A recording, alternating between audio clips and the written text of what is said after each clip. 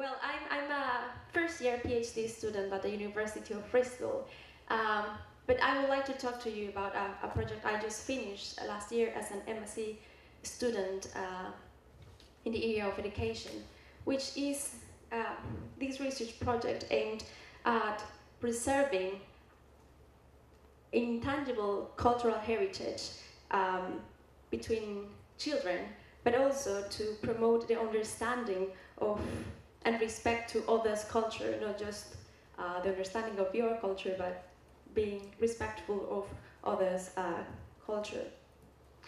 And this through the use of digital tools. And I think this is essential for the globalized world in which we live. Because we start to live in a multicultural society, but the future generations of young people will be fully immersed in these kind of scenarios. So in scenarios where they will have to understand other people, live around people from different backgrounds and work with them. So this is nicely and accurately expressed by Chenas Tarusta, who says that the citizens of the 21st century must learn to see through the eyes, hearts, and minds of people from cultures other than their own. So, these kind of skills needed for this multicultural society have been named as intercultural competence.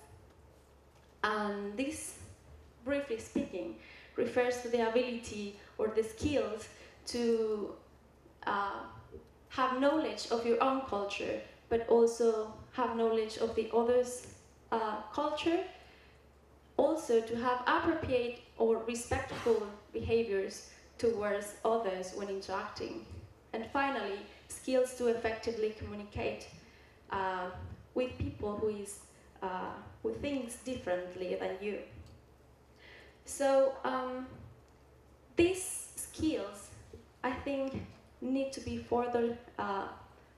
There is a need for spaces to develop these skills between children, because currently we don't have.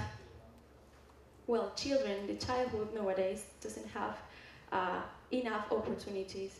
You know, they if you don't have internet access or if you don't have money to travel, it is difficult to develop these skills. So I developed a research project which was aimed at developing these intercultural competence between children from Mexico and from Spain, and all these through open software, through video calling. So my research project was divided in two stages. First, locally, every school promoted that children understand better their own culture, this through talking to family, talking to the local communities, and also through the internet. And after they immersion in their own culture, they connected to the other children through video calling using Skype. So this project was fascinating because I found really nice situations that I would like to share with you. This project was made through qualitative methods. So I made a focus group in both schools, and I talked to children about the experience, how do they find it. And it was so interesting to know that they were aware of the lack of knowledge of their own culture. When I talked to them, it was so common to listen comments saying that they were happy to learn about their culture, their own culture. So this is an example of one of the children's comments. One of them say, "The best part was that you search information about your country and you discover that half of the information is new for you. What? Do we really do that?" So it was so funny to listen to this kind of comments. and it makes me think and reflect on what's happening and what's going to happen in the future, because children are nowadays more related to technologies, and they become citizens that may be losing some culture. So it's interesting, and it suggests new areas for future research. But also, I noticed that the project was good because it had potential to develop intercultural competence. And one of the comments that made me think this was that children noticed that despite speaking the same language, they couldn't understand easily each other. They found different words, and they were worried about the other children, and that the other children could understand them. So that made me feel happy, because at the end that was the aim, to promote children to understand each other and communicate effectively. And one of the comments that is interesting about this point I'm making is this one. When they had a question, they could ask us, and we could explain further to them what they didn't understand, explain it in a way that they could easily understand.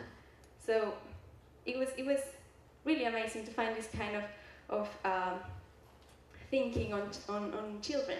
And finally, one of the main issues I had with this project, and is important to bring today to discussion, was the use of free software for the project, because I use Skype and I had a lot of technical issues.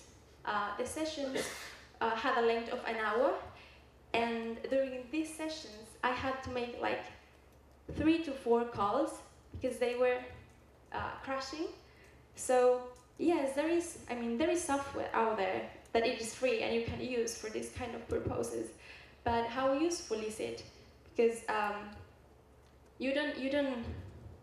there is a need for specialized software that can allow this kind of projects.